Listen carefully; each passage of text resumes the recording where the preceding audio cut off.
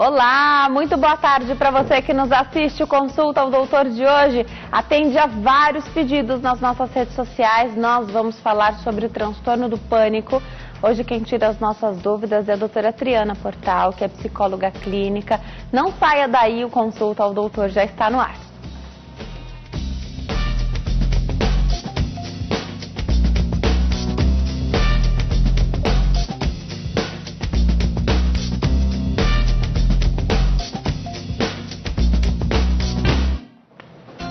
Olá para você que nos assiste de qualquer parte do mundo, seja muito bem-vindo, muito bem-vinda. Você que nos acompanha também pelo canal da Hit TV no YouTube. Você também consegue participar do programa pelo telefone 0 operadora 11 3337 5886, 3337 5886.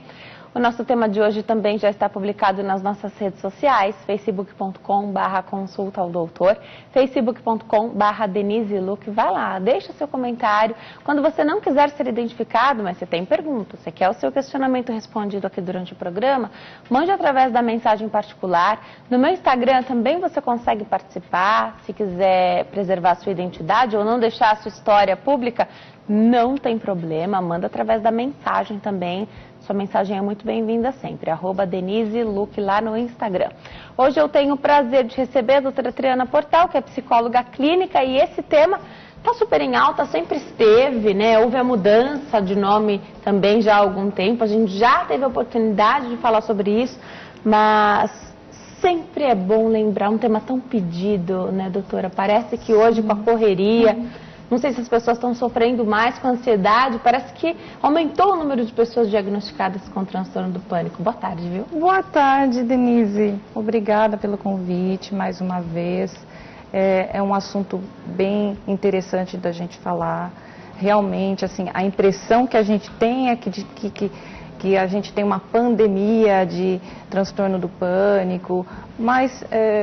na verdade não é isso, é que hoje a gente estuda mais, a gente entende melhor e a gente trata mais, né? Mas assim, desde a antiguidade há relatos de que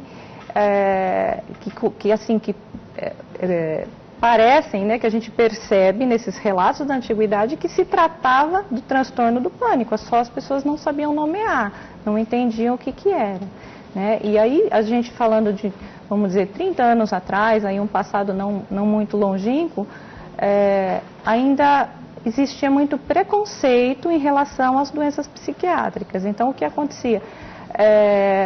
Ninguém levava a sério.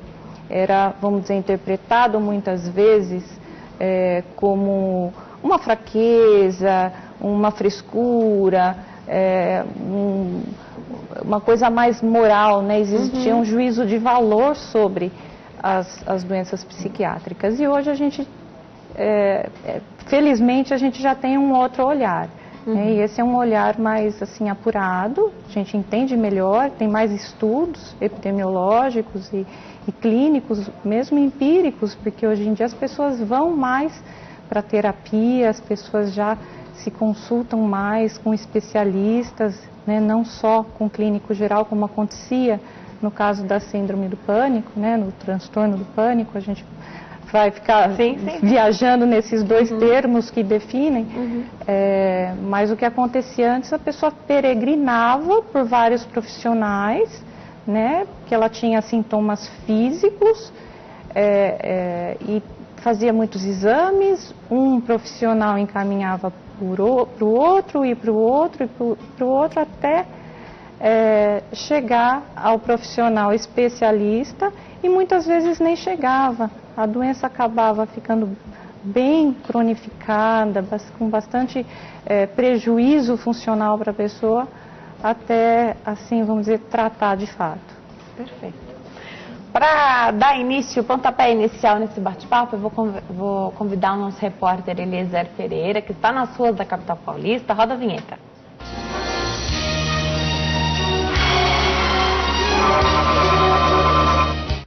E eu falo com ele, tá de volta aqui o Consulta ao Doutor. Zeca, que prazer falar com você.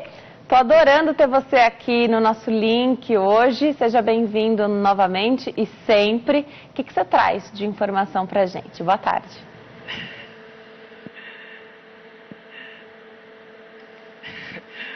Boa tarde, Denise. É uma alegria estar de volta, né?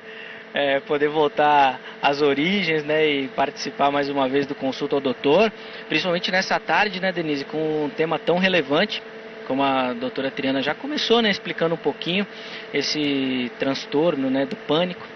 E é interessante, Denise, nós falarmos sobre isso, porque recentemente, em fevereiro desse ano, a Organização Mundial da Saúde divulgou um relatório, né, que foi extensamente explorado pelos vários veículos, né, da imprensa, dizendo que 9,3% dos brasileiros sofrem, né, de transtornos da ansiedade. Que entre, né, desses transtornos, nós temos também o transtorno do pânico, o que mostra realmente a relevância e a importância de falarmos sobre esse assunto, já que quase 10% da população nacional enfrenta esse tipo de problema. E quando nós falamos de transtorno do pânico, né, que é popularmente conhecido como síndrome do pânico, nós falamos daquele medo em situações que não deveriam gerar esse tipo de estresse. São aquelas situações cotidianas que as pessoas devem enfrentar normalmente, mas que trazem um medo exagerado à pessoa. E é bom lembrar que em alguns casos mais graves, esse medo toma conta de uma forma da pessoa que ela não consegue mais sair de casa, com medo de que essa crise, né, de que esse transtorno volte a qualquer momento, já que são situações onde a pessoa não consegue controlar esse tipo de situação. Normalmente adultos, ali jovens, sofrem mais com esse tipo de transtorno, mas é claro que em todas as idades as pessoas podem desenvolver essa situação também, e é bom sempre estar atento. E eu digo isso, Denise, estar atento, porque esse tipo de transtorno não tratado ou não medicado corretamente, ou que não procure um psicólogo, né, um psiquiatra de maneira séria, para pesquisar, para falar sobre o assunto, ele pode gerar um caso mais grave como a depressão. Não são todos os casos, não uma regra geral, mas ele pode acontecer. E isso é importante nós falarmos também, porque nessa mesma pesquisa que eu citei da Organização Mundial da Saúde, mostrou que o Brasil está na 5ª colocação dos países com o maior número de casos de depressão. 5,8% da população brasileira sofre com depressão. E por isso, o tema do Consulta ao Doutor dessa tarde é tão importante para a nossa população, né, Denise? Ficar atenta, sabendo das situações e principalmente tratar e cuidar, já que é uma situação que, procurada desde o início de maneira mais simples, pode ser tratada e não desenvolvendo problemas mais graves. Muito bom participar novamente do Consulta, Denise. Um abraço para você, uma ótima tarde e um bom programa. Obrigada, Zeca. Volte mais vezes aqui para fazer o link conosco, suas reportagens, suas participações. Muito legais sempre. Abraço para você também. Doutora Triana, tem informações bacanas que o Eliezer trouxe aqui para nós, né? Muito boa a introdução, a apresentação dele, realmente, inclusive dados atualizados. Sim. Eu acho que é importante. Justifica, então, o motivo de eu ter recebido tantas perguntas e pedidos para que a gente falasse sobre transtorno do pânico. E veja bem, nós costumamos falar todos os anos, mas especialmente esse ano a gente teve uma procura muito maior. Então por isso que hoje a gente escolheu você para falar sobre esse assunto que nunca foi tão atual. Ainda bem, as pessoas perderam um pouquinho da vergonha de assumir, de falar. Muitas pessoas, artistas, pessoas que são muito seguidas aí nas redes sociais, até influenciadores, enfim, falando que tem ou que tiveram, que sofreram com o transtorno do pânico. Isso eu acho que acaba abrindo para que outras pessoas possam falar com mais tranquilidade também, né? Sim, eu acho importante essas pessoas, esses influenciadores, né, seja de todos os tipos, né? Assim, pessoas que famosas que se apresentam para dizer que assim, isso acomete a todas as pessoas. Não é porque é uma pessoa que tem uma vida aparentemente muito boa, ou é uma pessoa muito espiritualizada, ou isso.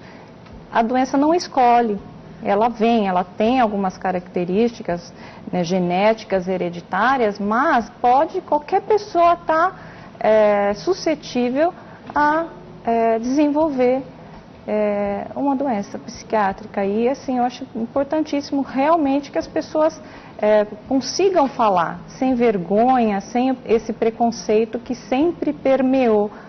E acho que ainda existe bastante, mas está melhorando nas doenças psiquiátricas e psicológicas. Vamos falar um pouquinho dos sintomas, então? O que é o transtorno do pânico e como que se apresenta em cada um? Bom, então vamos falar da crise de pânico. Vamos começar para a gente poder depois que a gente vai acabar pontuando. Ir para o transtorno. Então, a crise de pânico, ela pode acontecer na vida de uma pessoa e não voltar mais. Tá? Então, ela é um episódio circunscrito num momento específico. Essa crise do pânico, como que ela se caracteriza? É um pico super forte de ansiedade, é um pico de ansiedade extrema, em que a pessoa, ela sente tanto sintomas cognitivos como físicos, e os físicos se sobressaem bastante. Por isso a pessoa tende a achar que ela está tendo um ataque cardíaco ou que ela vai morrer. Então os sentimentos, os sintomas cognitivos, a pessoa sente que vai morrer, ela pensa que ela vai desmaiar, que ela está enlouquecendo, que ela não, como se ela estivesse fora do corpo, né? A gente fala desrealização, despersonalização, que são essa estranheza toda e um desespero muito grande, um medo, um desespero muito grande. O que isso causa no corpo, né? O coração bate mais forte, bombeia mais sangue, você pode suar, tremer, ter dores abdominais, algumas pessoas têm formigamentos, enfim. Uma série de sintomas físicos muito fortes naquele momento, pressão sobe, e a pessoa fala, poxa, então não é só a sensação de que eu vou morrer, eu realmente estou tendo uma crise e eu preciso correr para o médico e eu vou passar muito mal. A característica desse ataque, dessa crise, é assim, em 10 minutos atinge seu pico máximo, né? E tem uma duração, até 30, 40 minutos. Eu digo 30, tá? Tem profissionais que falam 40, 50 minutos, porque existe um residual. Então, quando passou aquela coisa aquela avalanche passou, a pessoa fica, poxa, depois de tanta adrenalina, noradrenalina circundante no corpo, a pessoa fica cansada, ela fica ainda por um período se recobrando daquele ataque. Então aí a gente fala, poxa, então durou quase 50 minutos, mas é que existe um residual. Mas em 10 minutos atinge seu pico máximo e tem um período de duração. Isso é um evento, tanto que ele é descrito no DSM como um especificador. Né? Ele não é considerado uma doença, é um evento. Então, a pessoa pode ter um evento. O que acontece quando a pessoa tem um evento desse tipo?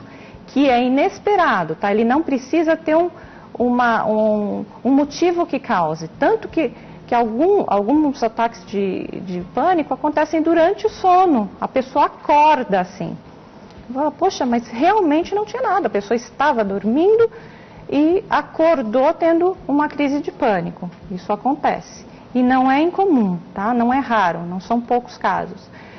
Então a pessoa está, de repente, na casa dela, tranquila, e pode ter. Acontece muito no trânsito, a pessoa está lá dirigindo calmamente, não necessariamente ela teve uma tentativa de assalto, ou o trânsito está muito intenso. Então é inesperado, é uma coisa sem motivação, tá?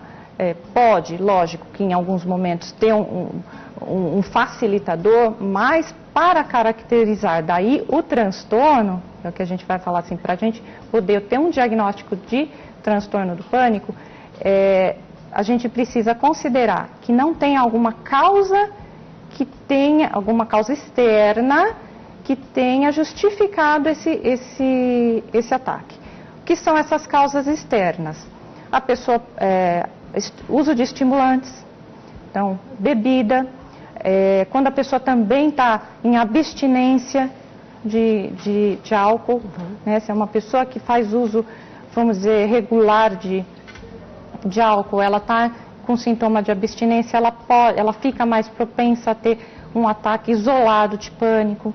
O uso de estimulantes, cafeína, remédio para emagrecer, as anfetaminas, hoje não muito mais em voga, mas são medicações que aceleram a pessoa causa muita ansiedade.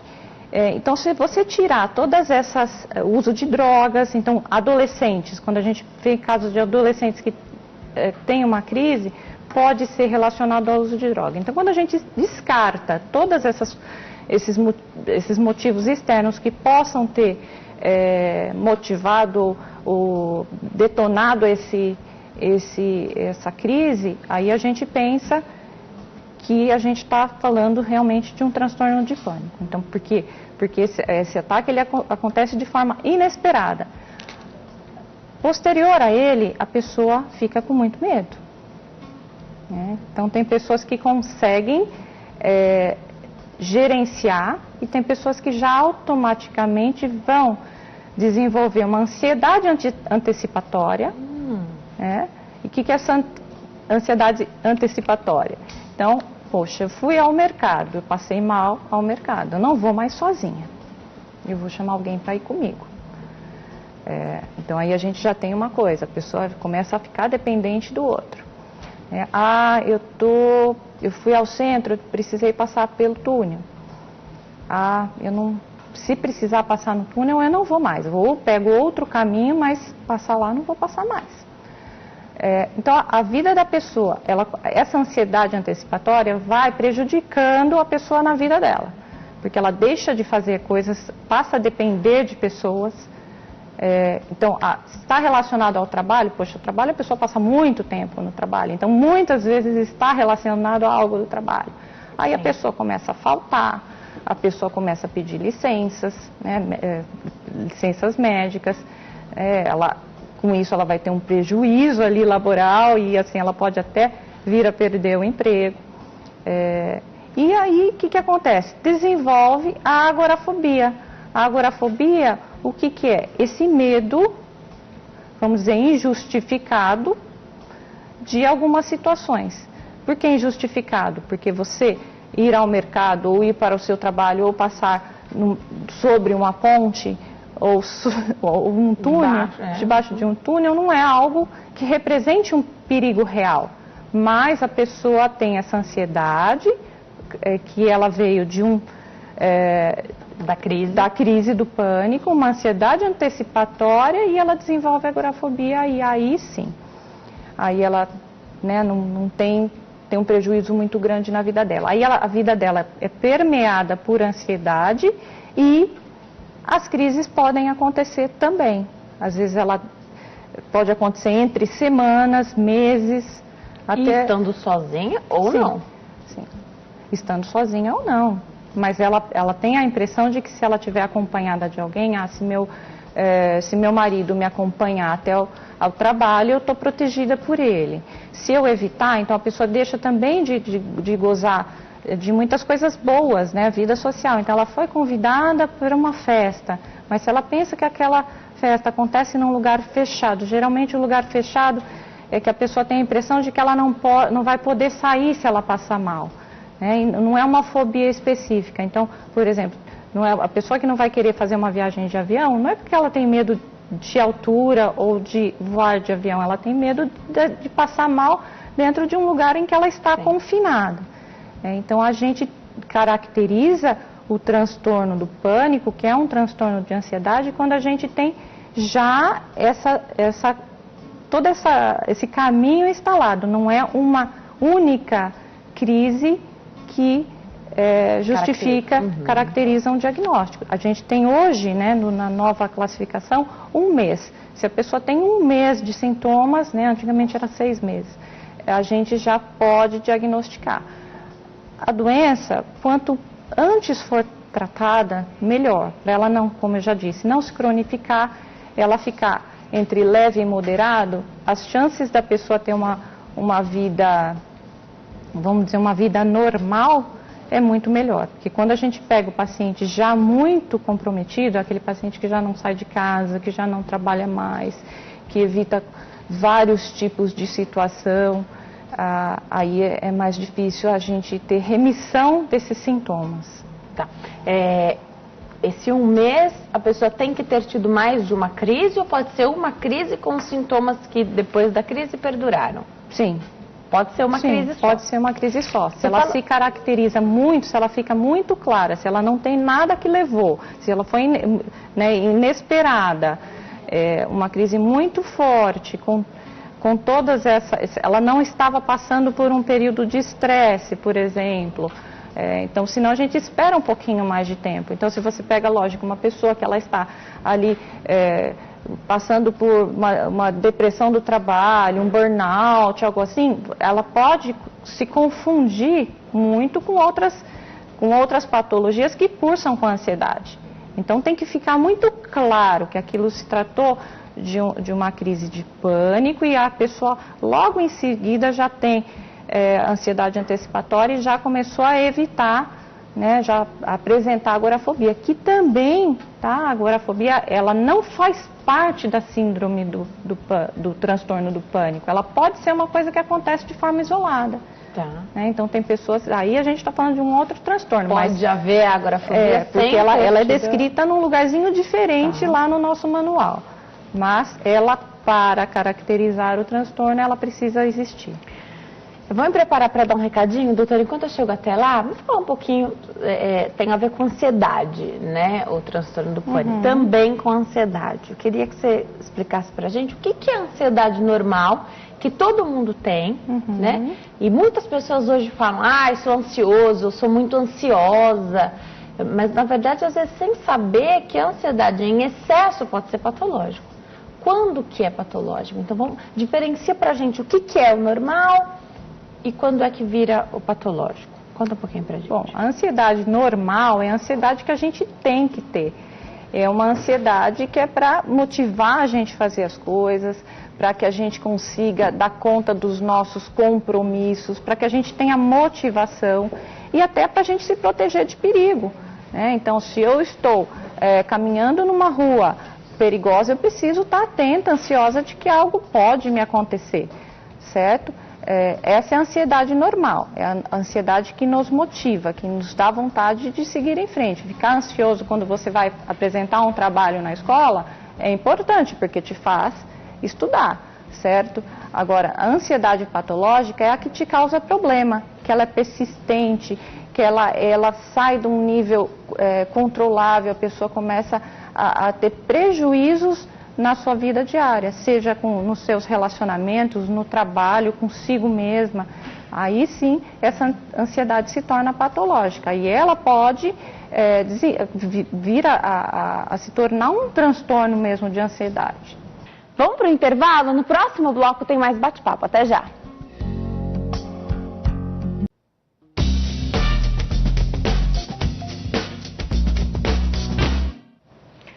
Nós estamos de volta. Hoje o Consulta ao Doutor fala sobre o transtorno do pânico. Quem tira as nossas dúvidas é a doutora Triana Portal, que é psicóloga clínica. E hoje nesse bate-papo maravilhoso, também é um bate-papo sobre ansiedade, porque as perguntas vêm também de acordo com o que as pessoas mais têm sofrido ultimamente, né? Que é de ansiedade. Tem até o transtorno de ansiedade generalizado também, que é uma outra pauta que a gente pode fazer aqui no Consulta ao Doutor. Mas vamos lá. Quando a ansiedade se torna patológica, ela pode provocar o transtorno do pânico? Então a pessoa não teve nenhuma crise, mas é alguém que vai se envolvendo na ansiedade aí dia a dia. Pode ser um causador ou não tem uma causa estabelecida? Olha, a causa é multifatorial. Então a gente pode pensar que o estresse, a ansiedade, tudo que, vamos dizer, que a gente vai sofrendo, acumula e pode ajudar a desenvolver um transtorno. Mas aí a gente tem uma coisa que acontece no cérebro, né, no caso do transtorno do pânico. Que a gente tem um alarme, esse alarme da ansiedade, nossa, ele acontece numa hora errada. Então, por exemplo, né, para a gente fazer essa analogia do alarme, então se você programa o seu relógio para ele tocar às 8 da manhã, se ele tocar às 4 da manhã, é porque ele está com alguma disfunção, algum problema ali, o botãozinho está errado, ou alguma coisa tem. E assim, o ataque, a crise do pânico é isso. É ligado, vamos dizer, um botãozinho no cérebro que desperta você a se preparar para o perigo, para a fuga, que não existe. Tá? Porque as pessoas falam, bom, tudo bem, Denise, Triana, você está falando que eu vou sentir isso, eu vou sentir aquilo, que a causa é genética, mas o que causa isso? Tem alguma coisa errada? Dá para a gente ir lá operar? Dá para a gente tomar um remédio e assim colocar isso no lugar, né? O que é? A gente tem dentro do cérebro da gente células, né? Que elas se comunicam e mandam mensagens e tem algumas substâncias que mandam essas mensagens. Quando a gente tem falta, um desequilíbrio, né, dessas mensagens no cérebro, ela manda uma mensagem errada, por exemplo, é quando a gente tem um ataque de ansiedade e de pânico. Então, como que a gente conserta isso?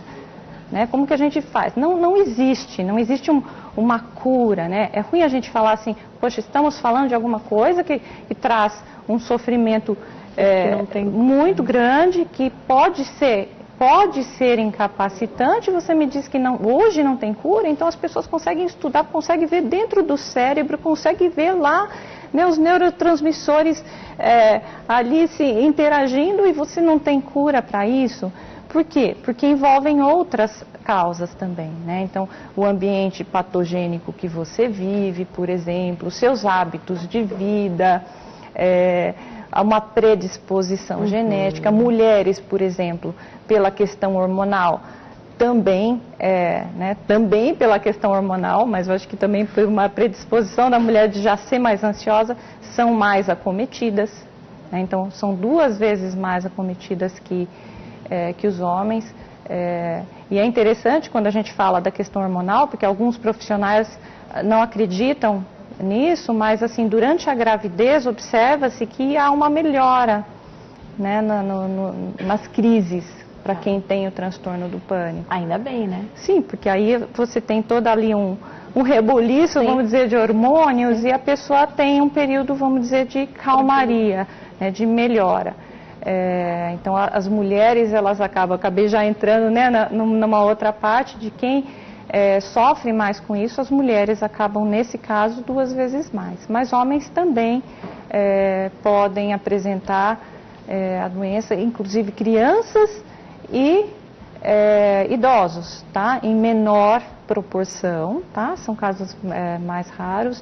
A gente tem uma maior incidência, né, no final da adolescência até uma idade aí, vamos dizer, 30, 40 anos, que também esses dados, conforme o profissional, ele tem, vamos dizer, uma escola, um estudo, e ele tem informações diferentes. Mas é assim, vamos dizer, numa idade jovem.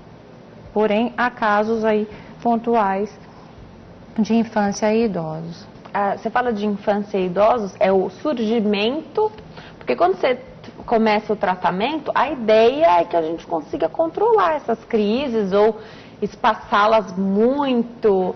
A gente vai chegar mais pra frente para falar, mas quando você fala de crianças e idosos, está falando do surgimento nessa faixa etária ou mesmo do curso da doença?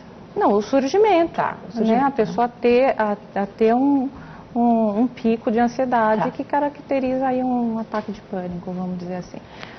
O que é a diferença, então? Você falou de ataque algumas vezes. Diferença entre ataque e síndrome do pânico. O ataque de pânico é um pico isolado de ansiedade muito grande. Tá? O transtorno já é a doença instalada. Aí a pessoa já tem, além de ter recorrentes picos de ansiedade, recorrentes crises de pânico, ela já tem um prejuízo funcional, ela já tem um prejuízo nas atividades dela diárias, ela já tem uma ansiedade antecipatória que caminha com ela já tem os seus medos, já tem a agorafobia, que é esse medo de essa esquiva, essa coisa de evitar situações, evitar lugares específicos e alguma coisa. Aí já é a doença em curso, né? E dentro dessa esquiva e da agorafobia, ela pode ter repetidas crises, mais ou menos. Estou entendendo que vai como comorbidade a agorafobia, o transtorno de ansiedade generalizado. Agora, depressão também pode? Então, a gente pode... Cada caso é um caso. Então, a gente pode ter uma pessoa que já tinha depressão e desenvolveu uma síndrome do pânico. Ah, joia. A gente pode ter uma síndrome do pânico que, por toda essa mudança de vida, né, que causou todo esse prejuízo, a pessoa acaba desenvolvendo também uma depressão. Entre outras comorbidades aqui que não vale citar porque são muitas, mas então não tem quem veio primeiro. Pode ser que a depressão tenha vindo primeiro, já e também ter sido, vamos dizer, um facilitador da instalação do transtorno do pânico, como o inverso. O transtorno do pânico traz prejuízo para a pessoa que pode levar ela a deprimir. Estou imaginando a pessoa que vai ter sua primeira crise de pânico e ela vai para o pronto-socorro, porque ela acha que ela está tendo um infarto, ou ela acha que ela tem problema físico. Uhum. Ela vai para o pronto-socorro, faz todos os exames, a primeira coisa que os médicos querem descartar, questões do coração, né? Descartou, não tem nada. E é assim que os médicos do pronto-socorro falam para quem já foi para o hospital com uma crise de pânico.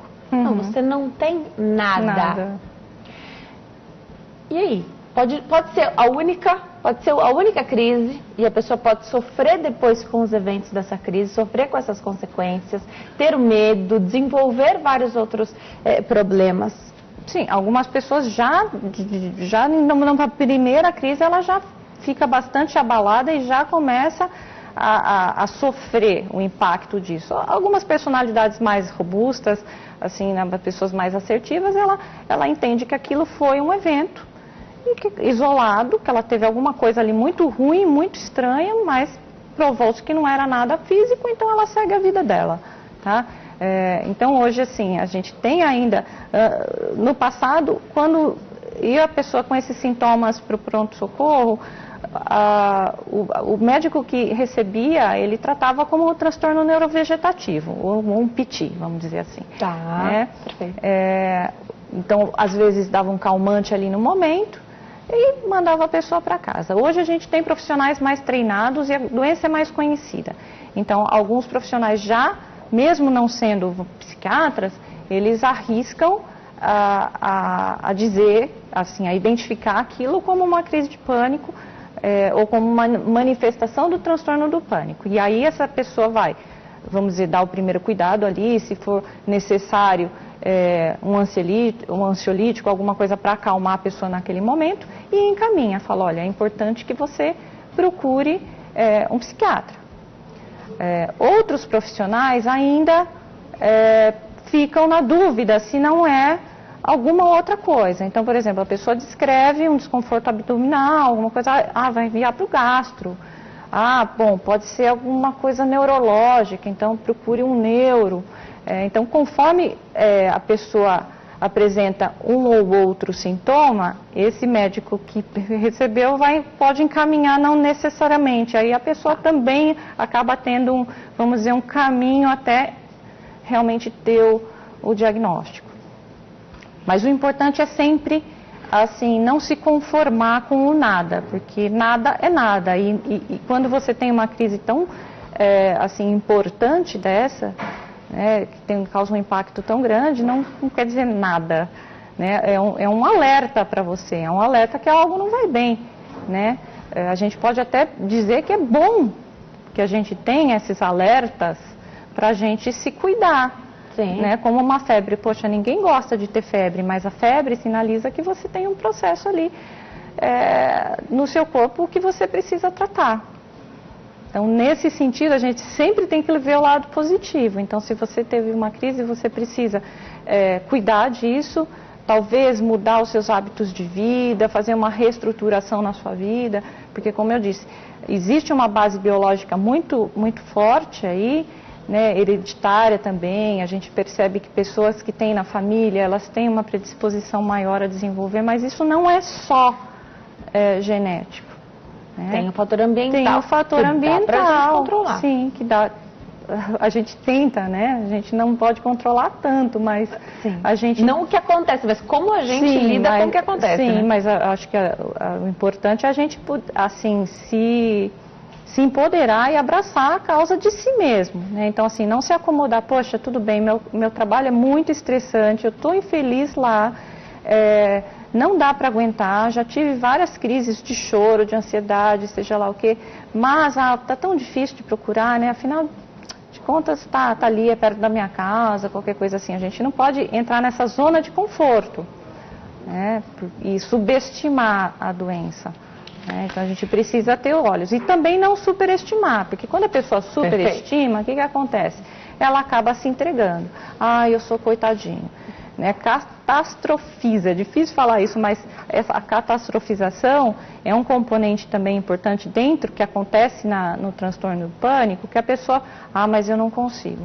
Eu não vou no seu casamento porque eu não consigo, eu não vou trabalhar porque eu tenho crises, eu não vou sozinho em lugar nenhum, eu não saio de casa. É muito confortável, né? Ter alguém que faça tudo para você, ter alguém que acompanhe você em todos os lugares. Então a família, isso é muito importante, eu já ia falar isso mais na frente, mas agora que a gente já chegou nisso, a família, ela ter consciência do que o familiar tem, e como ajudá-lo, que é a que a gente fala da psicoeducação. Então, tem famílias que são muito pouco receptivas, que ainda tratam a doença como frescura, né? Isso não é bom. Mas nem como frescura e nem supervalorizar. Mas a pessoa também que trata o outro como doente, muda a vida, muda todo o esquema da família em função daquela pessoa, não está sendo bom, não está colaborando para a melhora do quadro, para que essa pessoa consiga ter uma vida, vamos dizer, o mais normal possível. Deixa eu fazer as perguntas dos telespectadores, tem várias muito interessantes. A Sônia diz que, de repente, ela tem crises, que ela abandona tudo que ela está fazendo e ela precisa ficar com a família. Então, ela vai para o hospital, chama a família e ela fica tranquila no ambiente hospitalar, junto com a família dela. Te pergunta se essas crises que ela tem podem ser de pânico. Podem ser sim. Podem ser uma crise de pânico. Mas, assim, ela tem que se perguntar, esses critérios que a gente falou, como que essas crises acontecem? É um ganho secundário que ela tem em ter a família por perto? A gente tem que pensar nisso, é bom ela investigar, né? Procurar um psicólogo, um psiquiatra, para assim, mostrar a história dela de uma forma mais ampla, para a pessoa poder ter mais subsídios para afirmar que se trata de uma crise de pânico. E é importante para ela também, se for ela conhecer a doença e entender de como funciona, um dos passos da psicoterapia é a pessoa, ela sabe que essa crise ela tem um tempo de duração. Então, por mais que você tenha a nítida impressão de que você vai morrer, você tem que ter um outro lado brigando com você, dizendo, não, você já passou por isso e daqui a pouquinho vai acabar. É só uma crise, é mais uma crise, a pessoa precisa, assim, desenvolver, ela aprende isso em psicoterapia, a conhecer os sintomas e tentar controlá-los dentro do possível. Perfeito. A Maria Lúcia, do Rio de Janeiro, te pergunta como é que fica o sono de quem tem o transtorno do pânico. Pessoas que não conseguem dormir ou dormem bem? Não, depende, a pessoa pode dormir bem ou mal, isso não é uma coisa muito importante dentro do transtorno do pânico. É lógico que se a pessoa começa a ter crises repetidas durante o sono, é possível que ela desenvolva aí junto com o transtorno do pânico, um transtorno do sono, né? Por aquela coisa, o medo de ter medo, o medo da crise, que acaba, vamos dizer, construindo alguns comportamentos. Sim. Então é muito heterogêneo. Você fala assim, poxa, mas eu conheço uma pessoa que tem síndrome do pânico, ela tem medo disso e daquilo. A outra tem. Por quê? Porque para cada pessoa vai se apresentar de uma forma diferente. Tá. A Aira, aqui de São Paulo, diz que ela não consegue terminar nada que ela começa. Ela tem uma ansiedade muito grande. Te pergunta se as coisas continuarem dessa forma, ela sabendo que é a ansiedade que não a deixa terminar as atividades, eu acredito que ela comece um curso, termine, nunca chega até o final, se isso pode evoluir para uma crise de pânico ou para um transtorno do pânico. Olha, aí me parece mais uma ansiedade generalizada, né? Alguma coisa que ela precisa também realmente tratar, pode até ser uma depressão ansiosa, tá? Mas não tem nada a ver, não me parece transtorno do pânico. Ela pode apresentar em algum momento da vida? Ela tem fatores predisponentes? A gente não sabe. Mas o que ela está sentindo agora é mais uma ansiedade que existe lá o tempo todo, ou em ondas, às vezes um pouquinho maior, às vezes um pouquinho mais tranquila, que é totalmente diferente de uma pessoa que tem uma crise, um pico, uma crise repentina muito forte de ansiedade imotivada. E você falou dessas crises, picos, sem motivação. E eu já recebi aqui várias perguntas e muita gente que fala popularmente assim, eu já tive uma crise de pânico muito grande porque eu fiquei muito nervosa com uma situação que aconteceu. Não é isso. Não é isso. Não é isso. Pode ser um ataque, pessoas falam, crise de nervos, né? Ataque de nervos, mas não é a crise do pânico. Não. Você fala dessa sensação de morte iminente e de quando a pessoa sabe, né, a partir do momento que ela tem um diagnóstico do transtorno do pânico ou que ela tem essas crises de pânico, ela começar a pensar, tentar racionalizar esse momento, porque ela sabe que isso não dura para sempre, já aconteceu antes. É um treino isso? Isso é um treino, isso faz parte do tratamento, tá? Mas a pessoa precisa estar muito certa do que ela tem. Ela tem um diagnóstico, ela já está tomando medicação, ela está fazendo terapia. Por quê? Esses sintomas físicos, eles se confundem com outras doenças físicas, somente físicas, né? Não doenças psiquiátricas. Então, um hipertiroidismo, por exemplo, doença cardíaca, um AVC, várias doenças têm sintomas muito semelhantes. Então, a pessoa não pode, assim, estar passando mal e falar, poxa, acho que estou tendo um ataque de pânico, deixa eu aqui me controlar e está tudo bem. Ela tem que ter ali, vamos dizer, um acompanhamento, saber que realmente aquilo que ela tem, né, para também a gente não errar para outra coisa. Lógico, negligenciar a parte física. Sim, né? sim. Eu vou me preparar para dar um recadinho. Enquanto eu chego até lá, quem é que bate o martelo com o diagnóstico? Então, hoje os hospitais, os profissionais, você bem disse, muito bem preparados, podem levantar essa dúvida, né? Descartou ali o que era mais importante. Às vezes até ainda encaminha para um ou outro especialista da área física ali para saber se está tudo bem ou não, mas levanta essa hipótese, né? É a primeira vez que isso aconteceu. Hoje os médicos têm um outro olhar, né? E muitas vezes eles encaminham para o psiquiatra. Sim. Não para o psicólogo. Quero saber se esse trabalho é mesmo em conjunto, se todo mundo que é diagnosticado com a síndrome do pânico, são várias perguntas que eu estou fazendo, né? Toma um remédio. Olha, nem toda pessoa toma remédio, tá? Alguns casos leves, a pessoa pode tentar com a psicoterapia uma melhor qualidade de vida. Mas a medicação é importantíssima. É importantíssima para equilibrar a química cerebral e também para deixar a pessoa mais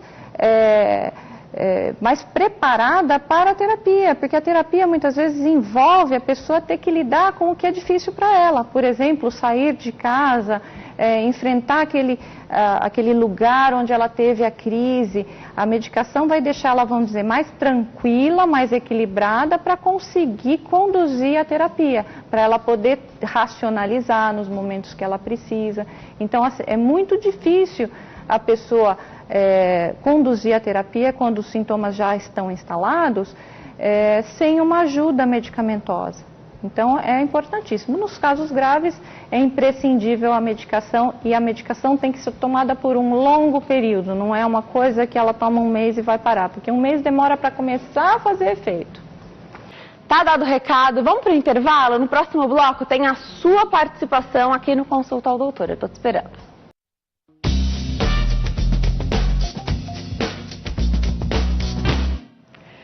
Nós estamos de volta hoje falando sobre o transtorno do pânico. Minha convidada mais do que especial é a doutora Triana Portal, psicóloga clínica. Doutora, eu recebi uma pergunta aqui tão adequada para a gente começar esse bloco. A Elizabeth Esquerdo diz: boa tarde, Denise e doutora. Gostaria de saber se uma pessoa que sofre desse transtorno, tomando a medicação indicada pelo médico, os efeitos colaterais podem acontecer antes do efeito positivo do remédio? Achei ótima. Obrigada, Elizabeth. Olha, Elizabeth, muito interessante a sua pergunta. E assim, pode acontecer sim.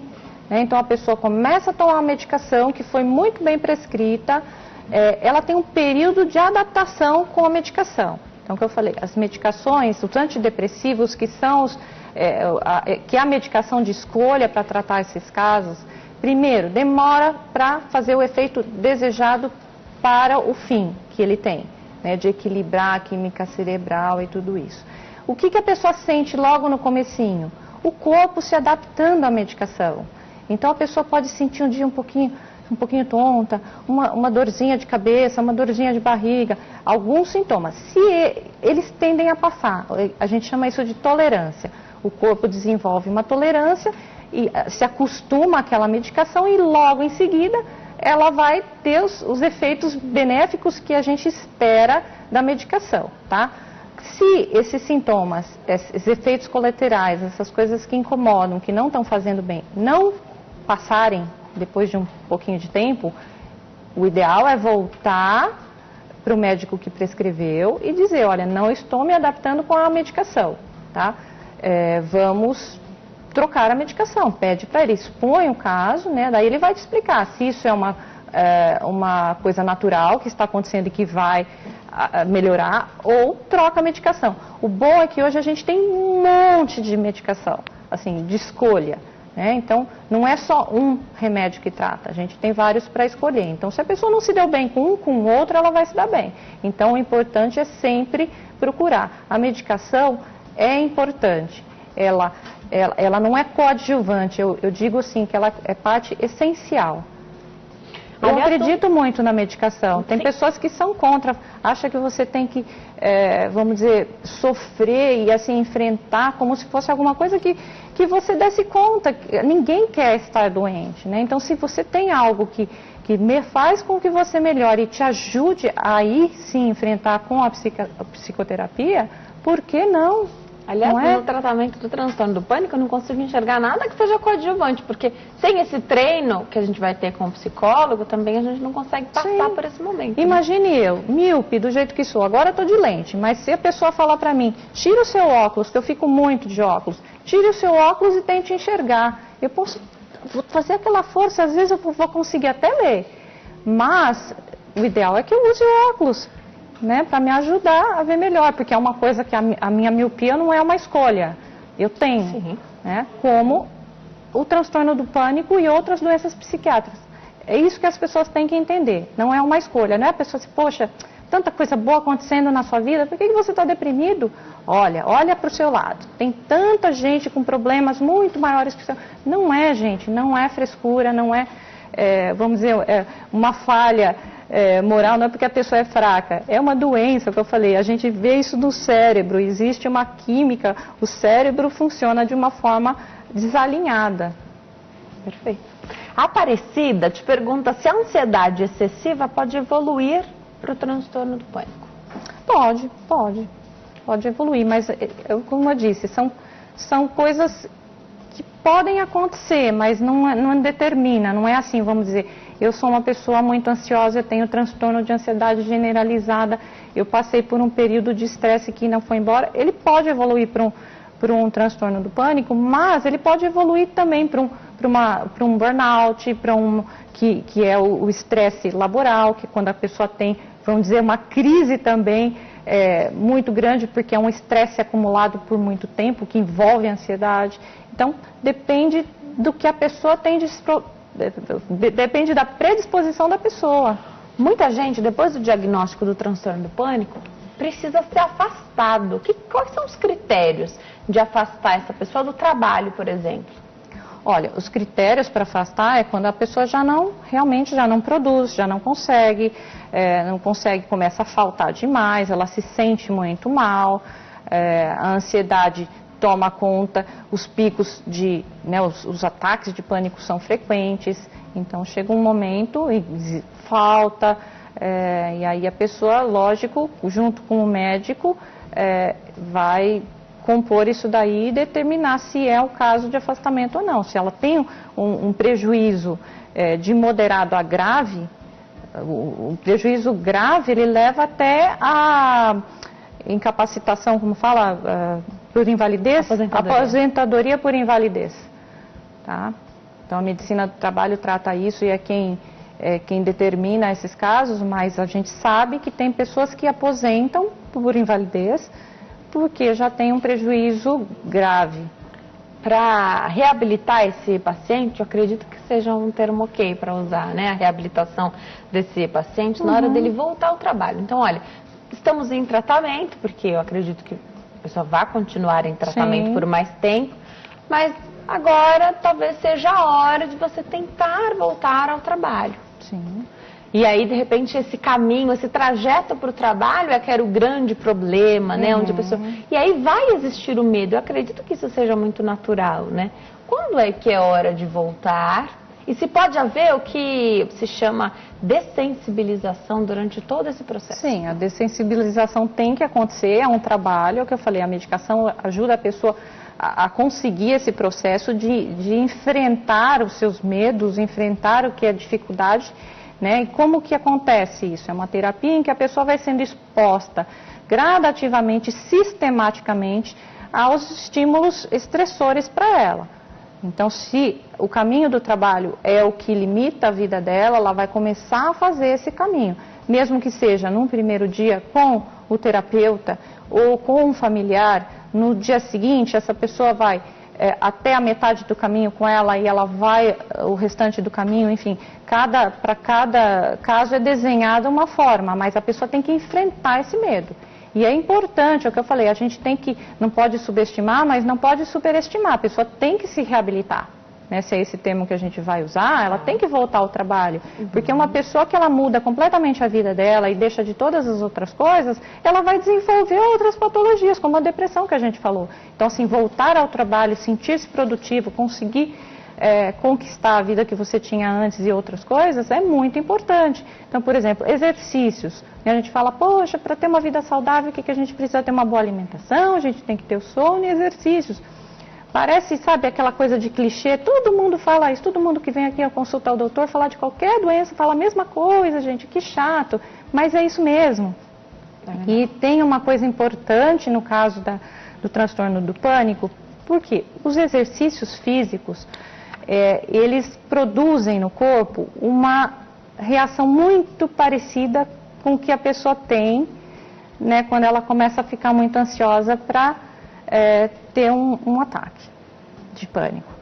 Né? Então, assim, a pessoa que está lá numa esteira, correndo, ela vai ter algumas sensações, né? A sudorese, né? O sangue bombeando, né? A adrenalina, tudo isso. Então, a pessoa tende se ela fazia exercício, ela começa a sentir aqueles sintomas do exercício, ela para, porque ela fala, não, se eu estou sentindo isso aí, daqui a pouco eu vou ter uma crise. Né? Então, a pessoa começa a evitar o exercício e não... Que é tão benéfico. Que é tão benéfico de uma forma geral, mas também faz parte da terapia, porque aí ela vai estar vivenciando dentro de um contexto controlado, né, dentro de uma academia, tranquilinha, ela está fazendo exercício, é uma coisa que ela quer, ela vai estar se acostumando com aqueles sintomas que ela tem durante a crise. Perfeito. A telespectadora está na linha, eu falo com a Luciana do Rio de Janeiro. Oi, Luciana, tudo bem? Boa tarde. Boa tarde, Denise. Seja bem-vinda ao Consulta ao Doutor e fica à vontade, pode fazer sua pergunta.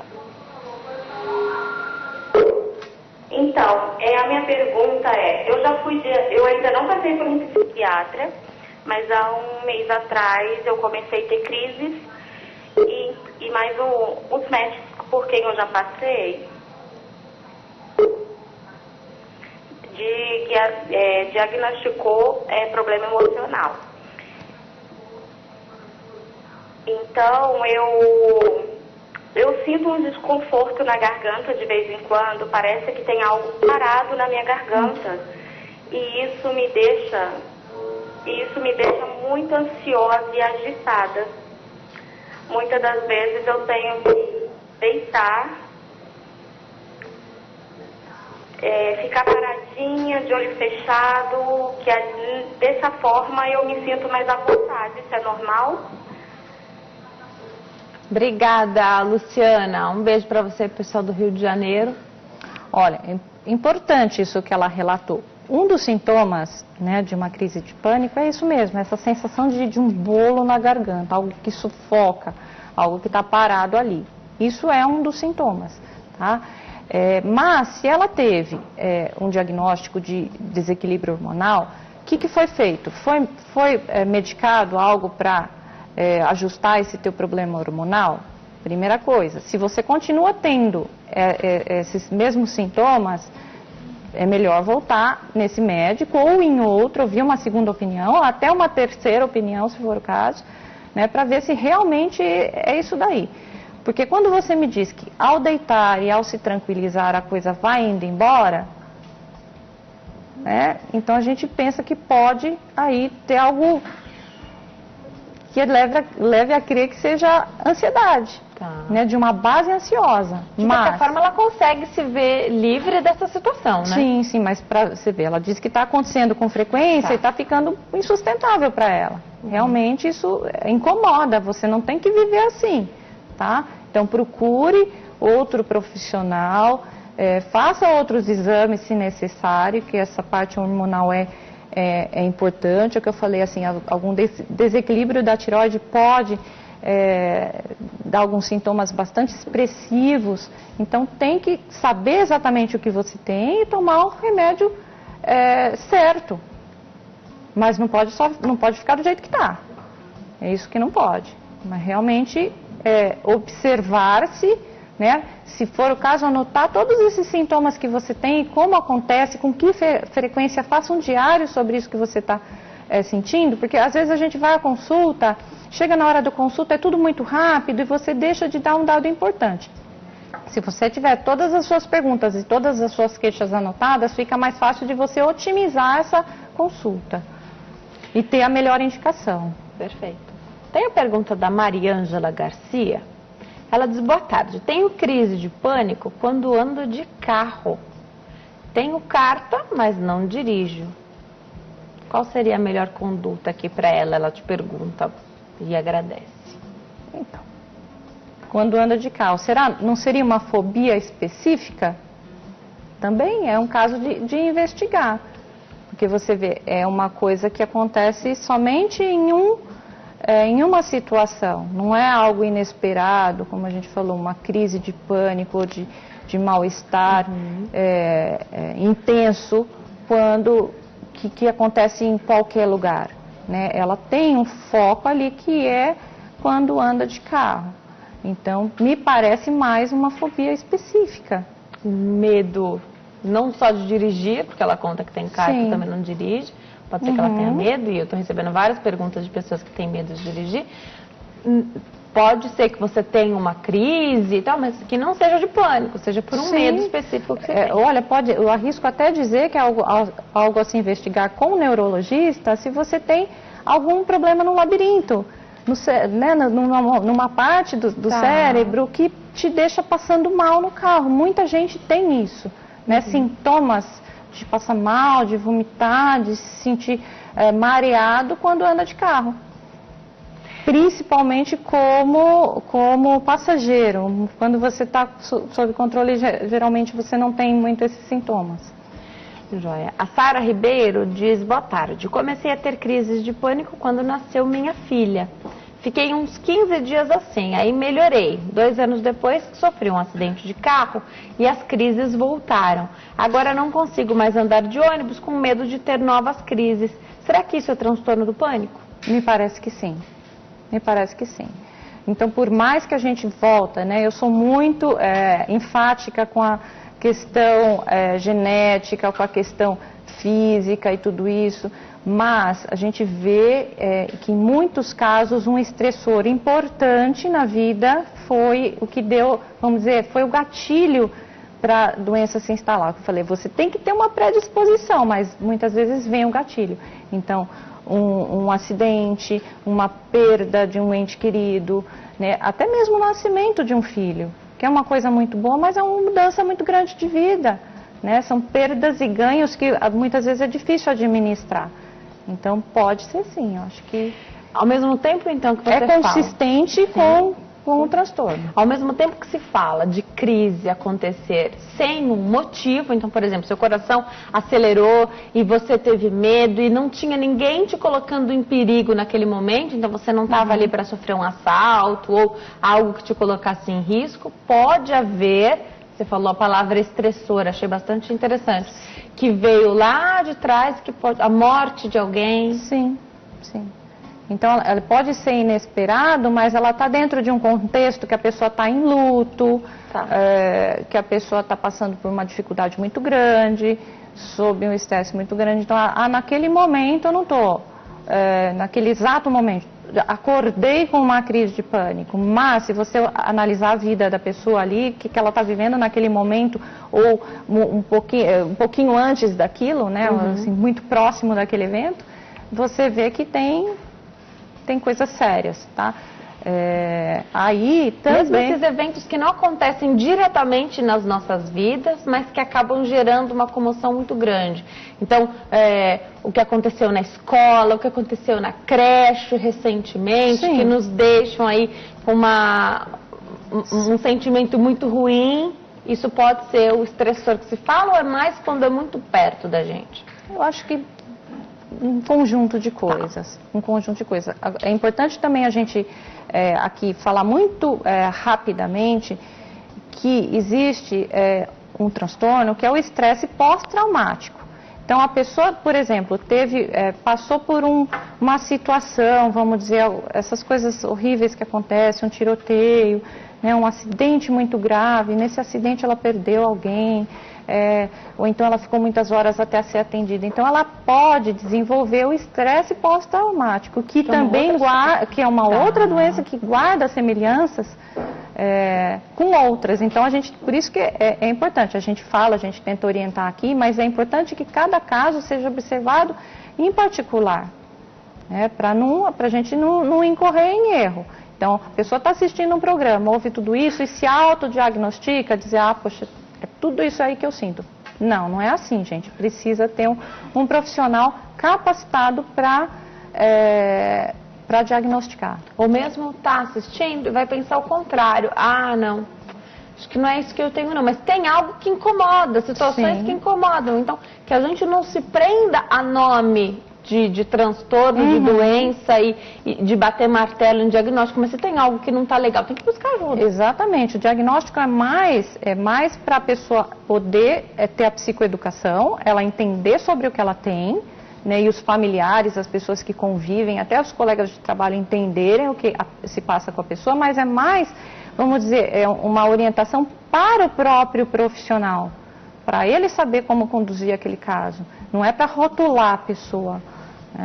Então, foi bom isso que você falou, né? Assim, como é que você trabalha essa família para não subestimar e superestimar o que está acontecendo? Sim, então, é um trabalho em conjunto, difícil, né? Sim, é difícil.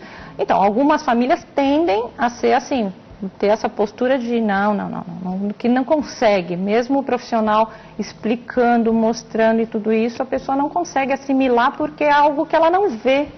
Né? Então, se eu estou com um problema de pele, se tem uma cicatriz, a pessoa consegue ver aquilo como doença. Como é algo subjetivo, teoricamente, a pessoa não consegue ver, então ela não consegue. Por mais que explique para ela, ela não consegue entender que aquilo é doença, então ela não tem empatia com o seu familiar e não ajuda aí para que essa pessoa se reabilite, para que essa pessoa melhore.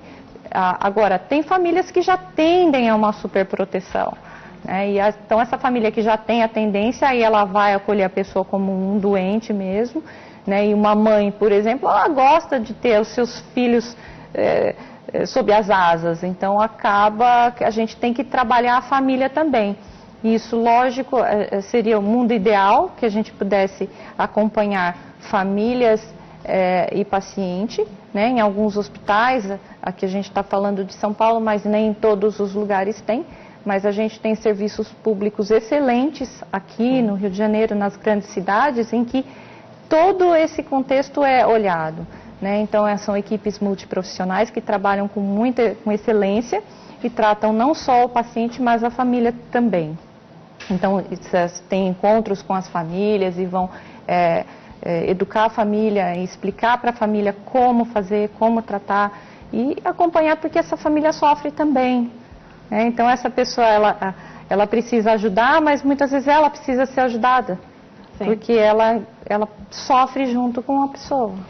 Só vou ler um comentário aqui da Vanice Marques, ela diz que está nos assistindo, já teve as crises de pânico e foi exatamente o que a doutora falou que ela fez, conseguiu entender que eram os sintomas que iam passar, aprendeu a controlar a respiração, os profissionais também falam bastante da respiração, né? Ajuda muito, eu sentia que ia ter um infarto, foi horrível, mas estou bem. Isso mesmo, Vanice, um beijo para você. Para terminar, doutora, como é a evolução dos casos não tratados? Tende só a progredir, a piorar. Então a vida da pessoa fica cada vez mais restrita. Né? E o que eu falei, são esses casos não tratados que determinam uma aposentadoria por invalidez, uma pessoa que não sai de dentro de casa, né? Tem filme que retrata isso, né? São esses casos. A pessoa, por exemplo, se separa, perde o casamento, acaba o casamento por isso, enfim. Os amigos, a vida fica muito restrita. Rapidinho, quando a gente falou de respiração, terapias alternativas. Não trabalho com isso, mas elas são importantes como coadjuvantes, tá? Porque assim, o tratamento principal é medicação e psicoterapia. Um ou outro, muitas vezes durante o tratamento a pessoa para de tomar a medicação e continua a terapia. Enfim, mas isso é o tratamento de base, tá? Mas terapias alternativas, você falou da respiração, técnicas de relaxamento, de meditação, respiração, a gente tem hoje que está muito em voga o mindfulness, que é a atenção plena, que a pessoa conseguir se conhecer, até aquele momento dela, a yoga, enfim, se a pessoa puder agregar isso ao tratamento, melhor. Muito melhor. Então, assim, ela vai ter uma remissão desses sintomas, um controle desses sintomas muito mais rápido e se conhecer melhor e ter uma melhor qualidade de vida. Vale lembrar que quem toma os remédios não dá para brincar com as medicações. Então, sempre com acompanhamento médico e fazendo as suas visitas periódicas aí, porque tem consequência, né? Exatamente. Não interromper o tratamento. Estou me sentindo bem, estou super bem, vou parar. Não pode, porque aí tem um efeito rebote. O retorno, a recidiva pode ser ainda pior, né? A pessoa pode ficar ainda pior porque parou. Esse tipo de medicação, ele leva um tempo para fazer efeito e também você tem um tempo para retirar ela do seu organismo. Então tem que ser devagarinho, tá? Então não pode parar repentinamente a medicação e não pode titular a medicação, não pode graduar a medicação conforme seu estado do dia. Seu estado do dia. Não, hoje eu vou tomar metade só. Não, hoje eu estou muito nervosa, vou tomar 2 comprimidos. Não é assim, gente, tá? Não pode. Não dá pra perigoso, brincar. Muito perigoso. Nosso tempo acabou, vou deixar os contatos da doutora aqui. Vai lá no Facebook, facebook.com/Espaço de Saúde Morumbi. No mecanismo de busca do Facebook, você digita Espaço de Saúde Morumbi, você vai encontrar a página. E no YouTube, Portal Triana, muito fácil também, Portal Triana. Doutora, eu adoro te receber aqui, volte sempre. Nós já temos tema para o próximo bate-papo, que também vai ser muito interessante. Bom fim de tarde para você, obrigada, viu? Obrigada, Denise. Bom fim de tarde para você e para todo mundo que assistiu a gente. Inscrevam-se no canal, tá, gente? Eu estou sempre publicando novos vídeos e, assim, são assuntos relacionados à saúde, comportamento, relacionamento, muito legal. Vale uma visita. Quando você se inscreve nos canais do YouTube, isso sinaliza o seu interesse. E aí você é abastecido ali no seu e-mail, você recebe as atualizações. Se inscreva e ative as notificações, porque aí você recebe tudo e vai assistir primeiro com todo mundo. Fiquem com Deus, até amanhã. Tchau.